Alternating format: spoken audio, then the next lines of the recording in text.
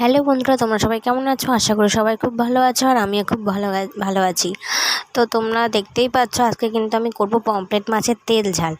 তো ওর জন্য কিন্তু পমফ্রেট মাছটাকে আমি ভালোভাবে কেটে ধুয়ে বেছে রেখেছি। তো এবার কিন্তু নুন হলুদ ভালোভাবে মাখিয়ে নেব। নুন হলুদ ভালোভাবে মাখিয়ে নিয়ে তারপর কিন্তু তেলে ভেজে নেব। তো এখানে কিন্তু তেলে ভাজার জন্য কিন্তু কড়াইটা গরম করতে হবে ভালোভাবেই। খুব গরম হয়ে যাওয়ার পরে দেখবে একটা হাই উঠবে, তারপরে কিন্তু তেলটা অ্যাড করে নিতে হবে। অ্যাড করে নেওয়ার পরেই মাছটা কিন্তু দিয়ে নিতে হবে, নয় কিন্তু মাছটা লেগে যাবে আর কিন্তু উঠবে না, একটা একটা করে উঠবে না। তো তারপর দেখো এখানে তেলটা গরম হয়ে যাওয়ার পরে কিন্তু আমি এখানে মাছটা দিয়ে নিচ্ছি।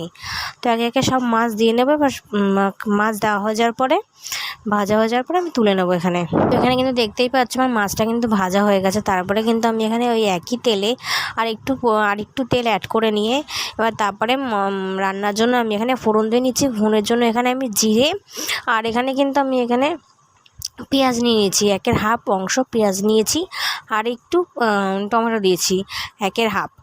তো এখানে টমেটোটা আমি হাফ টুকরো তেলে দিয়েছি আর হাফ টুকরো পেস্ট করে দিয়েছি।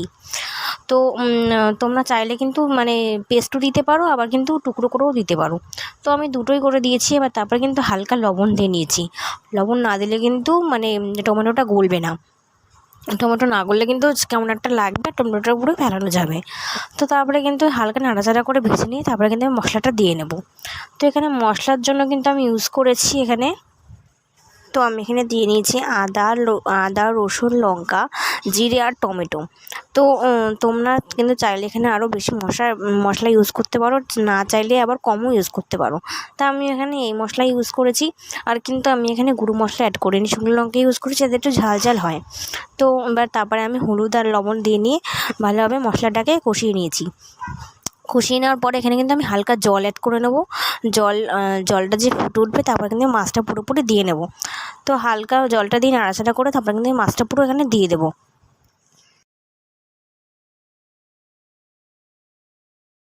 এখানে মনে হচ্ছিল যে জলটা একটু কম হয়ে গেছে, ওর জন্য আমি হালকা পরিমাণে জল ইউজ করেছি।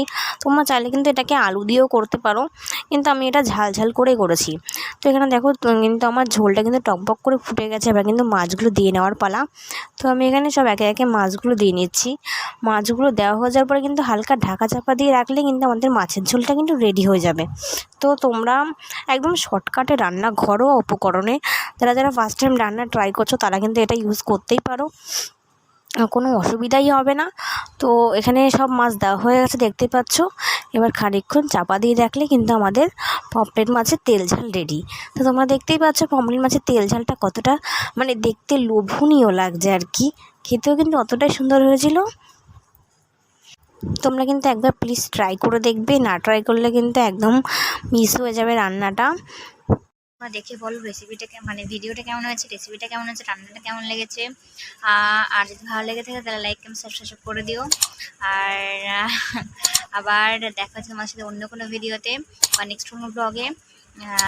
যতক্ষণ সবাই সুস্থ থেকো, ভালো থেকো, আর আমার জন্য প্রে করো যাতে আমি আমার প্রতি সময় ভালো থাকি, সুস্থ থাকি।